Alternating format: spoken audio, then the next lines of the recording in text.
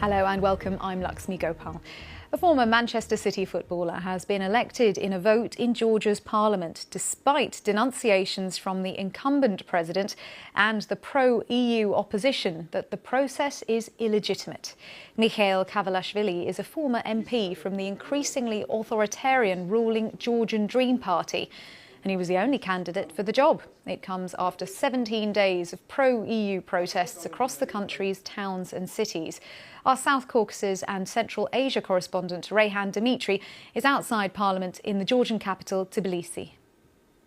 A short while ago, the head of the Central Election Commission, he announced the results of the voting that took place this morning, and it was the Electoral College that voted for Georgia's next president. It's the first time that the head of state was chosen via the Electoral College. All previous presidents that were nominees of the current ruling party, which has been in power for the past 12 years, the past two presidents, they over time turned against the party and more so against the founder of the ruling party and the country's most powerful and richest man, Ivanishvili. So Mikheil Kavelashvili is seen as a loyal candidate, and now Georgia's next president. Here outside Parliament, the protesters, they've been standing in the streets, facing cold weather since this morning, and now, as a kind of fun, they're kicking football around. Well, I have one of the protesters here with me. Her name is Nino. Hello, Nino. So I wanted to ask you, now that you have the new president, Mikheil Kavelashvili, what do you think? What do you think of his candidacy? What do you think of that? So we've been protesting, say, like already more than 15 days, not only from this morning. He's without education, so it means that he has no high education, he has no diploma. It means that he doesn't speak, he doesn't have any skills, so he's just a puppet of Ivanishvili, and he knows only one side. He's a footballer. He knows only one side. It's a red card. So Mikheil Kavelashvili, it's for you. And, we know that Salome Zurabishvili, the incumbent president, she refused to step down, and she said that people will be on her side.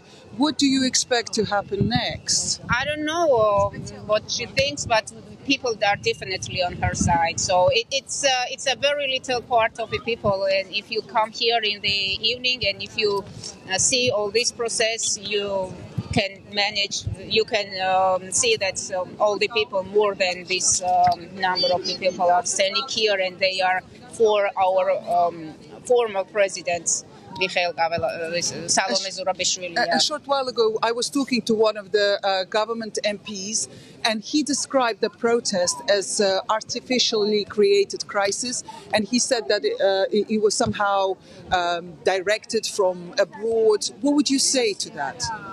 So we are not the people who came here under the pressure of someone. We are here, we are standing here on our own. For example, I came from the eastern part of Georgia. It's about 2 hours drive from this area. So I come almost every day here to express my opinion and express my protests. So we are standing on our own here. Thank you.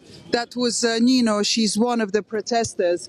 And right now it's kind of late afternoon, but it is expected that larger crowds will gather here, as they have done over the past 2 weeks, once again to protest not only the new president who was voted in by the Electoral College, but also to protest against their government, because this latest crisis was sparked by the government's decision to put Georgia's EU accession talks on hold.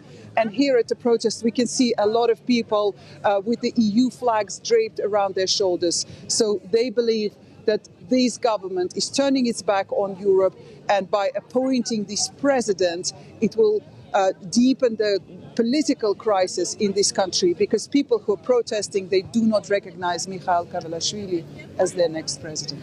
And Rayhan, given that this development moves Georgia further away from hopes of EU accession, what is the likely reaction from other Western leaders?